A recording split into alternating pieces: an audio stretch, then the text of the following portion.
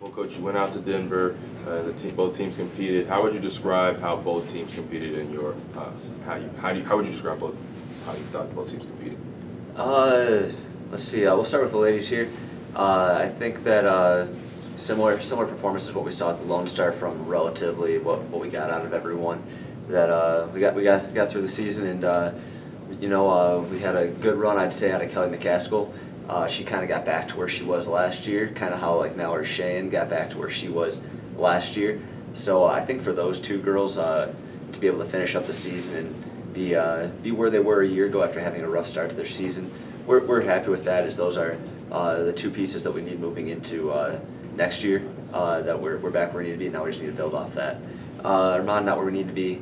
We'll continue to try and build to get where we need to be during track season. But you know what, we not the best season for our ladies, but we have some things to build off as we head into track season with those girls. On the guys' side, went in 7th in the region, finished 7th. Not what I wanted. I think that we could have been the 5th team out of the region. Our guys who were 2-3 at the conference meet, they were behind our guy who ran as our 4 guy at the conference meet. So, but the big thing is we were relying on 2 redshirt freshmen to come through and do some big stuff for us with Batari Ruganegwa and Justin Behill. They've had outstanding years for us. We had a lot of development out of those guys this year. The thing is, it's very difficult to rely on those kind of guys when you get to the middle of November, young runners like that. But what I do say is that we got a really bright future for our group going forward.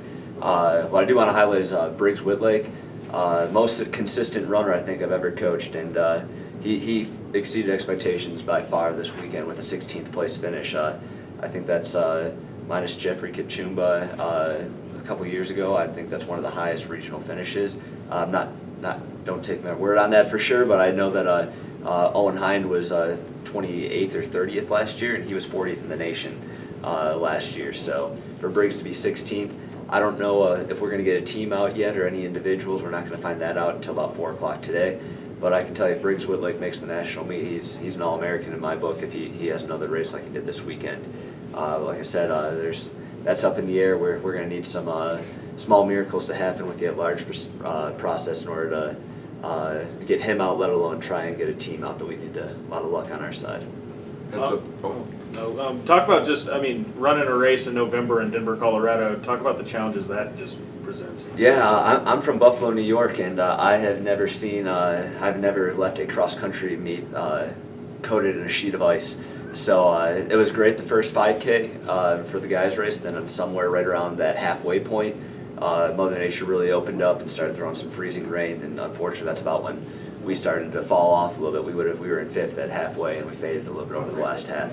But yeah, it's definitely influenced some things, made it a little challenging. The ladies, not just ours, from all over the country, I mean, I give credit to them. I mean, that was some of the worst conditions I've ever seen for a cross-country meet in regards to the precipitation coming down. So definitely challenging, but everyone has to run in it, so it's no less of a disadvantage for us as it is for anyone else out there.